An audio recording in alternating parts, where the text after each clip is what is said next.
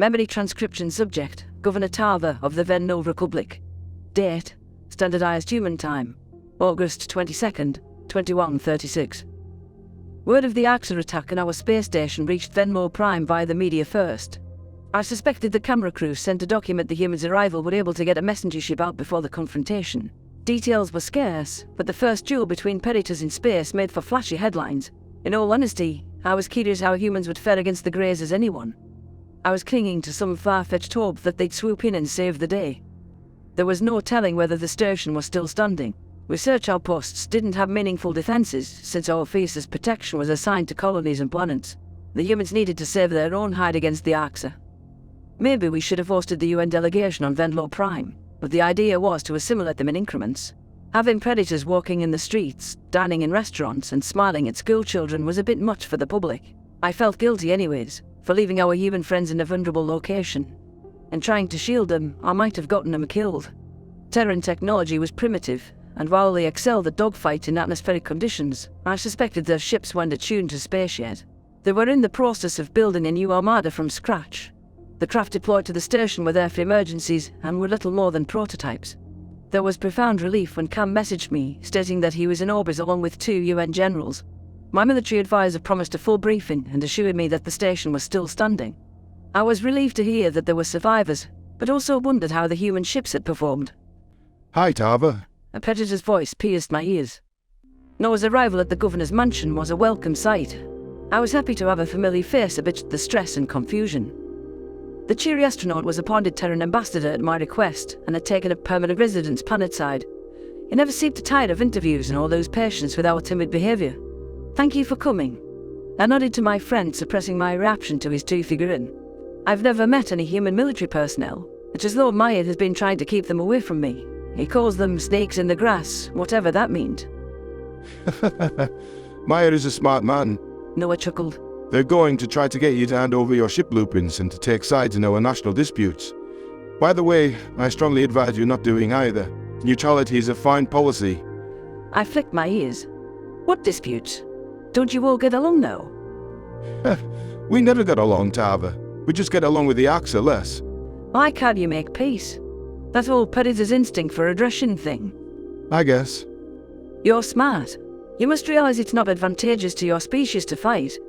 We know that, but we are what we are. I'm sorry if it frightened you. General Cam entered the reception hall, halting our conversation. The military advisor looked like he hadn't slept in days. 2 humans trailed after him, sporting uniforms with flashy colours. If memory served me right, the one in the light blue was from the US Space Force, while the red attire designated China's Strategic Support Force. It was tough to remember all the factions of such a disunited species. There were hundreds of governments on Earth, each with their own culture and leadership. One of the most embarrassing incidents was when I sent thanks to Austria for supplies rendered by Australia, though both nations seemed to find the mix-up humorous. Ever since then, I tried to stick to speaking with Secretary General Meyer and his office. The Vendel wanted an alliance with the entire species, not to juggle rival tribes. Glad to see you, Governor. General Jules and General Zhao. Cam paused, gesturing to the 2 respective humans. Have prepared a simulation of the battle for us. You'll find their strategies, most intriguing. Intriguing? General Zhao shrugged. A win is a win. What did that mean? Had our predators used some cheap tactics against the Arxa? I ushered the entourage into a conference room, making sure to keep Noah between myself and them. It was all I could do not to openly stare at the human militants. They didn't look as imposing or feral as Maya's diplomats would ours believe. I half expected them to be marred with battle scars or baring their fangs at everyone they passed. Cam fiddled with the hall projector, syncing the Terran devices with ours. A shimmering recreation blinked up over the central table, and I studied it with nervous anticipation. This would be our first insight into how human warfare truly worked. There we go. General Jones said. I feel obligated to note those ships are American designs. Zhao rolled his predator eyes, a display that looked most unnatural. You had to slip that in, didn't you? They used our weapons modifications. The most important part of any system is the firepower. Wouldn't you agree, Tava? Would you mind if we watched the simulation before I offer my opinion? I answered in a sheepish voice. I wouldn't want to speak in ignorance. Noah smirked, shooting me a knowing glance. The ambassador's warning proved at least half-correct, but I thought I'd done a decent job deflecting the question. Motion activated on the projector, and the visual representation sprung to life. Computer data and analysis augmented the view of the battlefield. 6 Arctic bombers battled down on the outpost, opposed by a wall of human ships. The Terran fleet was comprised of tiny one-seater ships whose only asset appeared to be speed. The humans outnumbered the reptiles by an order of 20-1 according to the computer. Sheer numbers didn't matter when their primitive weapons were ineffectual against the Greys. The UN had to have something else up their sleeves if the station survived, I thought. Our allies swarmed the Arxa with blinding mobility. Plasma and kinetics reigned on the Greys' position, and the enemy struggled to lock down the pesky targets. They began shooting in all directions, as that was the surefire way to connect with something. Terran indicators blinked out by the dozens, which earned a wins from me. Undeterred, the humans pressed on toward their deaths. The Arxa craft had sustained minor damage, but were mostly unscathed. There was no sign of any backup or reinforcements, no grand trick or ambush. I expected more complex tactics from an intelligent predator. The humans flew practically on top of the Arxa, making it impossible for them to use their railguns. The reptiles switched over to kinetic weapons and carved forth through the Terran ranks with precision. The bombers then broke off toward the station, disregarding the puny fighters. The humans were not worthy of attention. Even to me, these UN ships are a joke. This is the species that was supposed to save us, I mused. They sent their pilots to a slaughter. Blind aggression isn't enough. It was the second that the Arxa lost interest that the primates pounced. There were only 52 friendly vessels remaining, but they acted in harmony. The humans discharged heat-seeking missiles so close that they were caught up in the explosions themselves. From those ranges, the Greys had no chance to activate their interceptors. It seemed that the humans had finally drawn blood. 2 enemy indicators flickered out, but 4 weathered the storm. By comparison, 23 more UN ships had gone down in their own blasts. Losing every fighter wasn't going to prove a point. It was time to order a retreat before there were no forces left. Instead, the primates violated all laws of self-preservation. The Terrans formed a barricade in the Arx's path, trying to intercept their fire. Their railguns chewed through the fighters with ease and whittled their numbers down to a dozen. The humans were backed into a corner. Unlike us, they would not flee. They saw that the station was about to take fire and rushed forward in a predatory frenzy. The last Terran ammunition was dispensed. They were drained dry with no options to fight on. Several captains made the spontaneous decision to hurl the last scraps of their fighters into Arxa ranks. What kind of species used their ships as missiles?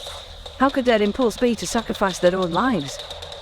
In the wake of the humans' earlier battering, the reptiles proved unable to withstand multiple drive explosions. The handful of remaining fighters sat defiantly, almost daring the Arxa ships to emerge from the smoke. The simulation froze as it reached the end of the data input. We suffered heavy losses. If only our drone program was ready for deployment, that would be a game changer. At least we know now the Arxer can be taken down. General Jones said. There were no very little casualties. We destroyed the Greys before they reached the station. General Zoe concluded. I glanced away in horror. Only 3 UN vessels remained from the original allotment. The humans sacrificed ships numbering in the 3 digits to stop the Arxa. That could hardly be considered a victory. How could predators develop vessels that were that much weaker than their counterparts? That loss ratio was unacceptable in the long-term war. There is a small point of concern, Governor. Jones paused, waiting for me to focus on her. A Venlil patrol ship went missing in Federation territory, with a human on board. In the hours since, the Gojids have started to mobilize along the border. We believe the ship may have been captured, which would mean the feds are now aware of us. Zoe added. The only positive is that unless the hostages told them, they don't know we're Earthief. That buys us some time to figure out our next action. My blood ran cold as ice. The Federation possessed the exact location of Earth.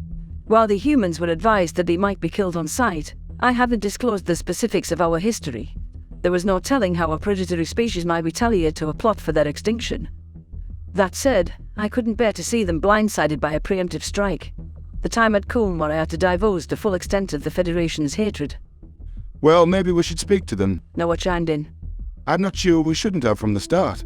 The Arxa are at a sample size of 1.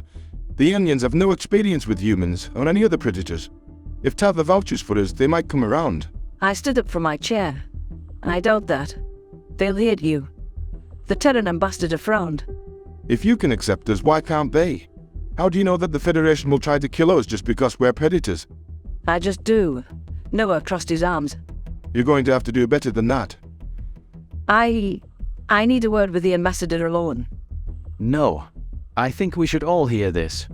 General Zhao's posture was stiff as a board, as though he had sensed something off. Whatever pertains to our safety concerns everyone in this room. Well, it's because... Noah tilted his head inquisitively. Worry sparkled in his brown eyes as he noticed me shying away from him. I wondered if even he could forgive me for such a grave omission, for the betrayal of his trust. Because they tried to kill the last predators they found. I slumped my shoulders in defeat, avoiding his gaze. I didn't want to tell you. You're saying they killed another predator species before? The ambassador asked. No, there are only two. Then... The Federation knew about humans and Earth a long time ago. The vote to glass your planet was unanimous after footage of your world wars became public. General George's eyes narrowed to slits. Unanimous. That includes the Venlil? Yes. Before my time, but... Yes. We were meticulous in our planning. We believed we couldn't fail. Wow. Hurt flashed in Noah's gaze, though the human quickly blinked it away. All right. What stopped them? The Federation thought you were dead. Something about hundreds of nuclear explosions right after those world wars ended. I myself wonder what that was. Testing. There were countless nuclear tests in that era. In unpopulated areas, might I add. Noah muttered. I see. At any rate, that's how we knew exactly what you were, and where you were from, before your ship ever hailed us. The Federation will recognize what the captive is, and find Earth's location on a star chart. George's eyes were icy. You didn't think this was something we needed to know, Tarva? Yeah, why are you telling us now? So spat. I shrank back under the Predator's withering gaze. While their anger was justified, it rendered me unable to form a response. Open hostility was not something my instinct processed well. Not when they were eyeing me up like their next meal. The Covenant didn't want us to, of course, to attack the Federation. Noah said, leaping to my defense. They are our friends, no matter how unjust they are. Besides, she's only known us for a month. Cam cleared his throat. Anne, it's little consolation, but the Federation means well. Truly. Well-meaning or not, they want to kill us. We have to make difficult choices. Jones growled. Earth must be protected at all costs. I don't think Tarva wants to see that side of us. I will support you all, no matter what you choose, I stammered. I don't want humanity to die. If you evacuate people from Earth, they will be welcome in our territory. And though I have no right to ask, I beg you to show the Federation mercy. The human generals did not respond aloud, but their expressions conveyed a simmering rage. As Noah once told me, the concept of karma was close to their hearts. I suspected any Terran mercy was dependent on the Federation's next actions. The galaxy's prejudice could become a self-fulfilling prophecy.